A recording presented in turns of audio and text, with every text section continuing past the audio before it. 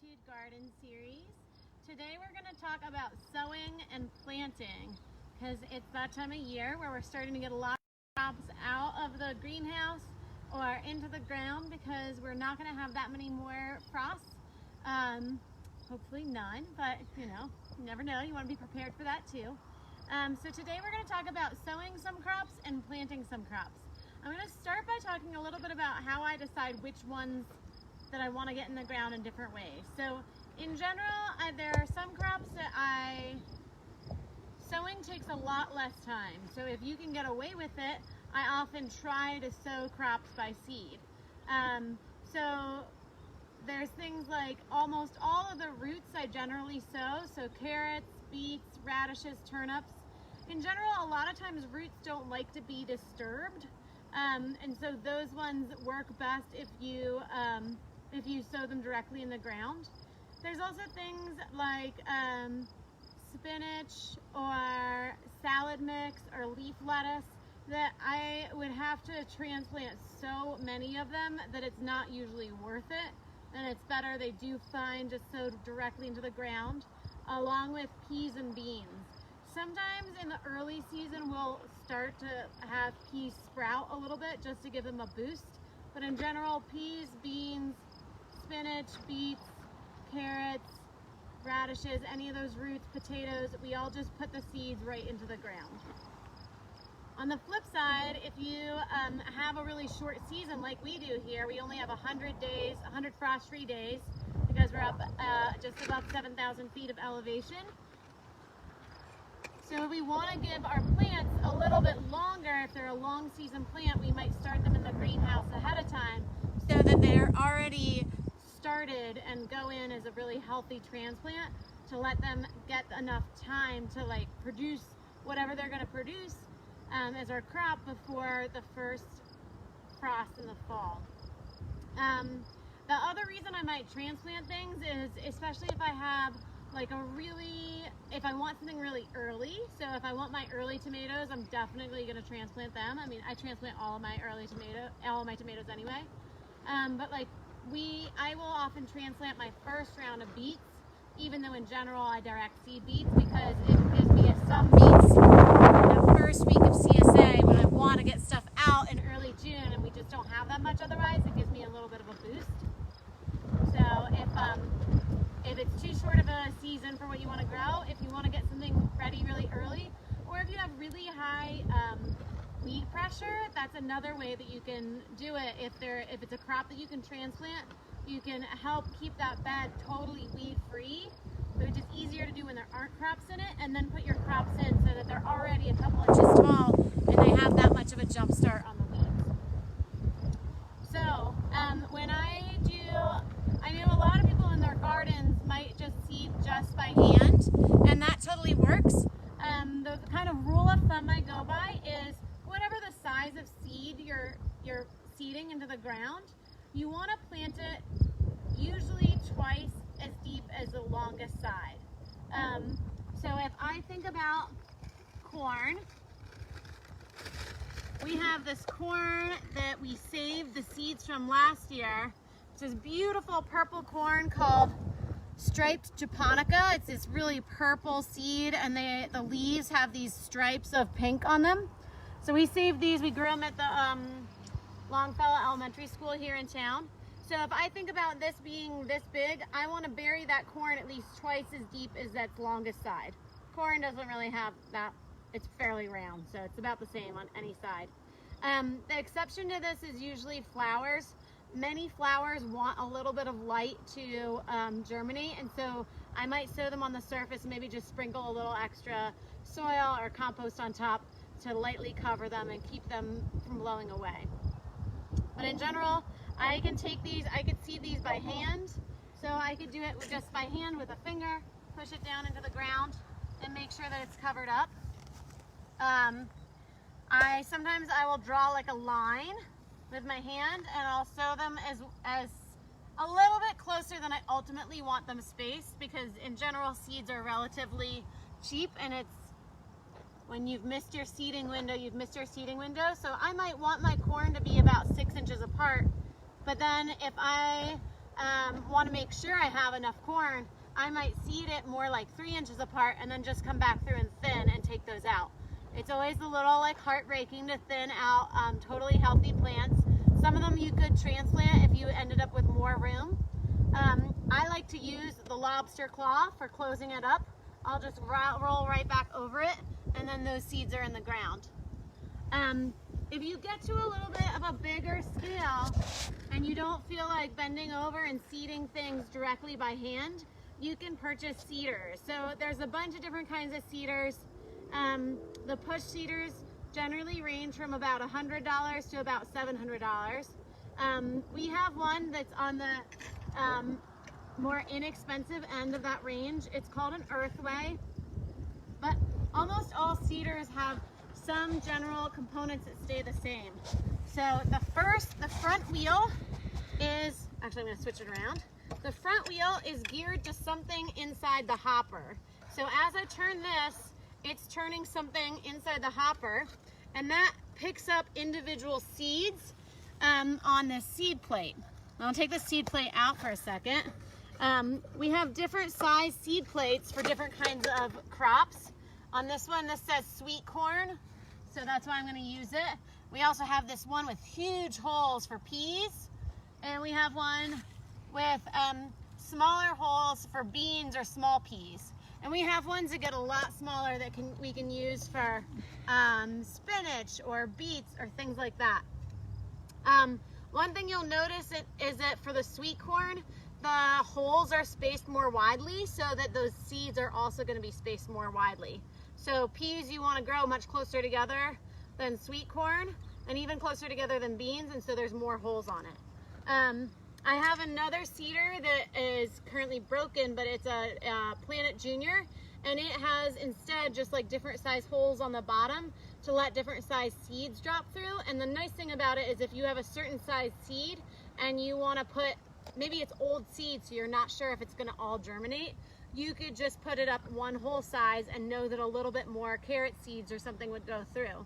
This one, if I want to do more seeds than what it puts down, I would just go over it twice. But anyway, I put this in here, into the hopper, and I cinch it down. In general, for me, if I'm really tight on seeds, I'm more likely to seed by hand because I can actually see the seeds going into the ground. Sweet corn is and corn seeds are fairly large, so they're a little easier to see. So I'm going to put seed into the hopper, and then anytime I use a push seeder, I always test it. So like I said, the front wheel is geared to that disc that is going to put out one seed at a time. This creates a little thin furrow for the seeds to fall into, and you can adjust how deep you want your seeds to go into the ground, like I said, based on the size of the seed. So if I was sowing arugula or something that has a really tiny seed, I would sow it much closer to the surface. But this is probably pretty good for corn.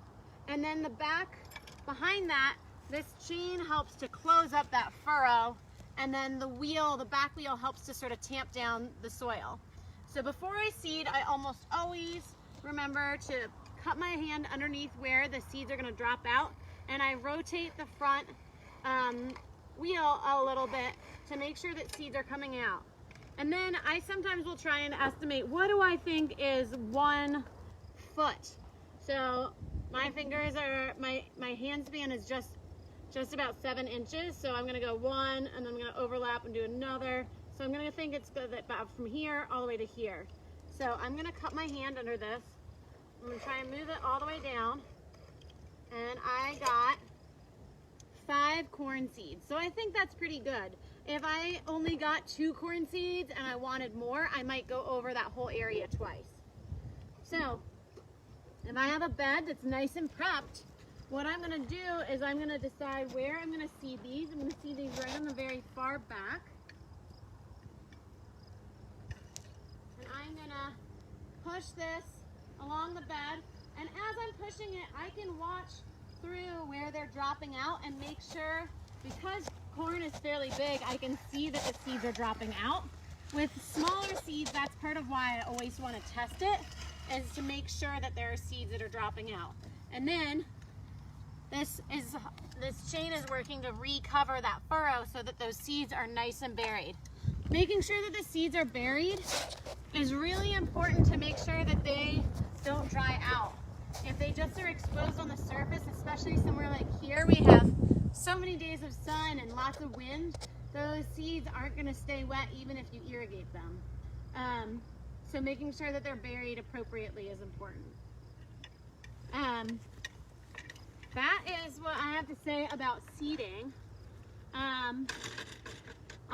If you have a question and you post it in the comments, either if you're watching now, then Elle can read it out loud to me. And if not, I will try and check back through these comments and answer any questions later. But in the meantime, I think I'm going to move on to talking a little bit about transplanting. You can see also that all of our garden series kind of build on itself. So if you are wondering how to have like your beds prepared to start seeding or start planting, you can go back and watch our video about bed preparation, because we'll talk about it there.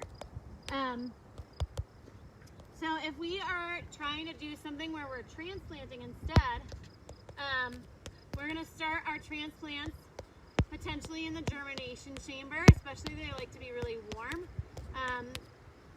in smaller pots, and we'll get some soil mix. And then what we want to do is be checking our transplants pretty regularly to make sure we notice when they're ready. And if you are trying to pull it out and it won't pull out, or it just pulls out with like a really skinny root and no soil clinging to the root, it probably means it might need more time.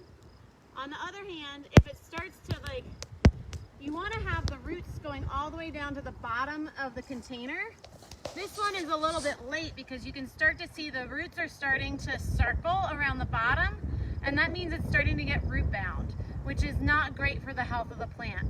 If they are root bound, I will take a knife or my fingernail and try and break up the edge of these roots to try and encourage them to go out into the soil to get more water and more nutrients out there. This is a corn plant. Honestly, we mostly tend to plant corn from seed like I just did. Originally we were going to plant this corn in the elementary school garden, and since they need to, we wanted to have them plant some things and not just seed some things, and this was going to be our last week of school, that's why it was time for this. But we'll plant a couple corn here. What our goal is in this space is to make sort of a corn clubhouse where it's sort of enclosed by corn and you can come in here and hide and have a little fun educational space for kids. This is the same kind of corn. You can see it has a little bit of purple on the stem. So when I am transplanting, I take my corn out, and one thing that I really think is important is to make sure that I have set up these plants for success. And so one part of that is making sure that they're really nice and watered when they go into this environment. And the other thing is to make sure that they have enough nutrients. Corn is really a heavy feeder. It likes a lot of nitrogen. And so I tend to put in a little bit of an organic fertilizer before we transplant out any of our plants. So what we're using this year is organic Neptune's Harvest. It's a fish and seaweed fertilizer. And so we dilute the fertilizer. And so usually what I do is it has all the instructions on the back of exactly how much to do. I tend to do about a bloop, like that. It's about a shot glass full, per gallon of water. And then I mix that up. And then I would use this to water like a whole tray. At the moment, I'm just watering two things, a little bit of corn and a little bit of marigolds. So I'm just gonna water all of those transplants so that they are really wet and ready to go in, and also have a little bit of a boost, because in general when we transplant things into the soil, when they've been in these containers where they get watered and kind of babied and really cared for daily, this is a bit of a shock to their system. And so I want to try and give them a little bit of a boost to help get them through that shock. And then I also have had these outside for at least several days. outside of the greenhouse so that they've gotten some exposure to wind, and maybe they're a little protected from wind still, so they don't get the full brunt of it, but they get a little bit more of the wind. They get the big swings in temperatures and like how cold it is at night here. That also gives me a little bit of a buffer, so if I think I'm going to put them out and then I see that it's going to freeze or frost, then I can always pull them back in much more easily than I can if I've already planted them out. When I decide where I'm going to plant them, one thing that's really important here is to make sure that I have my irrigation set out first, so that I know that they're going to be watered and they're not going to just be abandoned out here to fend for themselves, because they're still a little young for that. Sometimes I'll even turn the irrigation on first so that I know that I'm planting right into where there's a drip hole. These kind of spaghetti lines kind of do the whole side of it, so I'm just going to go ahead and plant it. So I'm going to take it back out of here. I tend to hold my trowel, what most people think of as backwards, and I go straight up and down into the soil. So I'm trying to go almost vertically, and I want to make sure that I'm going deep enough that when I plant this, I'm going to have it, the soil that it's planted in, be even with the soil block that it came from. So if I put it in like this, and I kind of mound up around it, like I can cover that whole soil block, but now all of the water is going to run away from that plant because it's a high point. So I want to make sure I dig in deep enough to make sure that that is going to get as much water as all the area around it. I'm going to sort of cinch up around it with a little bit of soil so that it is in there. And now I know that it's right next to my watering, my drip line, so I know it's going to get watered and it's going to be in good shape. So I'll show you that with a different crop, just for our little diversity. So we have some marigolds here. We've planted out a lot of our flowers in our flower garden this morning. These marigolds are also really ready to come out. You can see that the roots are starting to sort of circle on the bottom. So it's time for them. Marigolds are a great companion plant to plant next to other things because they attract a lot of beneficials and they help to keep away a lot of the pests. So the other thing I'm going to think about, and you can find this usually on the back of seed packets, things. So corn, I know, usually likes to have like 6 inches to a foot apart from other corn. This marigold is not going to get as tall. You know, on the seed packet it'll also say how tall it'll get. So this corn usually gets to be 4 to 6 feet tall for us. This marigold is going to get to be maybe 8 inches tall. So if I put it in front on the south side of the corn, I know it's not going to shade out the corn because the corn is going to grow a lot faster. So I'm going to put it right here, right on the edge. And again, I'm going to dig straight up and down and pull the soil back. And make sure that I can put it in and that soil surface is going to be even with all the other soil surface. And I'll make sure that my irrigation is going to cover both of them. So that's a little bit about how we transplant here. And then there's a couple kinds of crops that kind of fall somewhere between sowing and transplanting. So one of those is potatoes. We got our potatoes from White Rock Specialty down in the San Luis Valley. There's a variety called Harvest Moon. They're a little dirty right now, but they sort of have a purple skin and this nice creamy yellow on the inside. It's an organic variety. When we take potatoes, what we do is we cut them maybe in half, maybe in thirds, kind of depends. If it's a big russet, we might cut them into smaller, more pieces. If it's a little French fingerling, we might only cut them in half. But we want to make sure that each half we cut has at least one good-looking eye. So I'm going to show you what the eye looks like. It's this little growth. If you are having potatoes that you want to plant and they haven't started to sprout their eyes yet, you can put some old apples in with them, or you could put a banana peel in, and all of that kind of fruit as it's sitting there is releasing ethylene, and ethylene causes other fruits to ripen faster. This is why if you have really unripe bananas and you put them in a paper bag, they'll ripen faster. They're releasing ethylene, but they're also taking it in, and that ethylene is telling them to ripen faster. With potatoes, it's also why in a in cold storage, you don't want to keep potatoes next to apples or other fruits because it'll make them start to sprout. But this time of year, if you're ready for them to sprout and they haven't yet, it's a good little trick to get them closer. So I tend to cut my potatoes and then let them heal over a little bit and plant them the next day or several hours later, so we can let this cut surface, it's called superize, so that it's not going to get any kind of diseases or things passed through there. When I plant them, again, I'm going to think about like the size of this potato is the size of my seed, and I'm going to put it about twice as deep as that. So I want to make sure there's at least as much soil on top of it, and I want to put the eye to the sky. So sometimes we'll have ones like this that has an eye here and an eye here. I don't have to worry too much, even if there's an eye on the bottom. If I at least make sure one of the eyes is pointing straight up, then I'll be good. I'm going to put this right here. So again, I'm going to just use my trowel. This is something that, like, on larger farms, people use a tractor for. They might use a potato plow to dig a big furrow. There are horse-drawn and tractor-pulled potato planters where it opens a furrow. It kind of looks like a much larger version of the push seeder. It opens a furrow, you drop your potato in, and it closes a furrow behind it. But if you're doing it by hand, you can just drop it in. Again, I want to go about twice as deep as a potato is, and then I want to push the soil back over it. One thing that's really great with potatoes is that they're fairly easy to weed, because when you start seeing, when your potato plant is about, I don't know, 6 inches tall, you can go through with hilling hose and kind of hill the soil on the sides up around it, and then do that 2 or 3 times over the course of the season. And then that potato is going to grow a plant, and that plant off of the roots is going to form new tubers. If you can put it relatively close to the surface and keep hilling up around it, you won't have to dig down as far for your potatoes.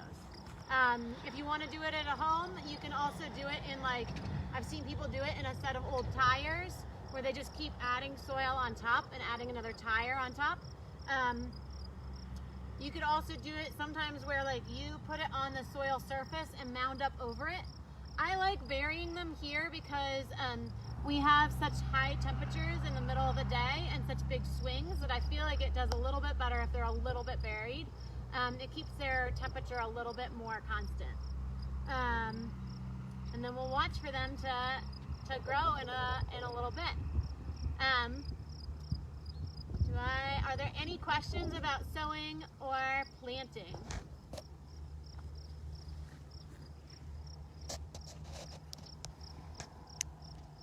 All right, I'm gonna go get one more thing.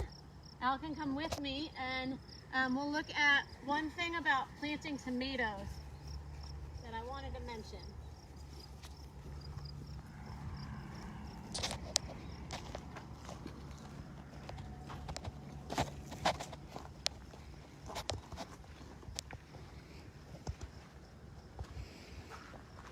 So we have some Sun Gold cherry tomatoes here. Sometimes we do ours in 2-inch pots, sometimes we do them in 4-inch pots. This one is in a 2-inch pot and it's really ready to come out. It has a nice sort of, we don't have any circling roots. This is kind of the root ball we're looking for. It's holding together and the roots are going all the way to the bottom. The nice thing about tomatoes is that they have this little fuzziness all up and down the stem. So 2 things that are amazing about that. Those are called adventitious roots. If they touch moist soil, they will form more roots. So that means we can bury these a little bit deeper. If we're gonna do that, we're gonna take off some of these side shoots. But also, it means that these side shoots that are suckers, they also have adventitious roots. And so if you have a big tomato loss or you wanna double your tomato crop, you can stick these in water or wet soil and at least some of them will root, and then you get a second tomato. Granted, it starts off a lot smaller, but it still can help you in a lot of ways. I'm gonna see these flowers on this tomato plant. That to me means that it's stressed. It's not big enough to be making flowers yet, so as hard as it is, I'm gonna take those flowers off and leave them, because right now when we first transplant this tomato, I want it to be putting energy into growing roots and growing tall, and then it'll get to produce a lot of flowers and a lot of fruit later. So again, I'm gonna look at where my irrigation is. I might even on these look at exactly where the holes are on the line, and I'm gonna put it really close to one of those holes. So like I said, because of the adventitious roots, I don't even have to just bury it at the same height as the soil in the soil block. I can put it in even a little bit deeper. I mean, of course, we still need to have some green leaves poking out at the top, but even if I put it a little deeper, that's just going to mean it's going to have a bigger root ball, and it's going to be that much healthier of a plant. That's what I have to say about sowing and planting. If you have any questions and you get a chance to ask, please add some comments and I'll try and respond to the comments. And if you have found any of these garden series Facebook Live classes useful to you and you're in a place where you're able and excited to donate, you can always donate and to support our programs at guidestoncolorado.org and click on the Donate Now button. Thanks so much, and we'll see you next week.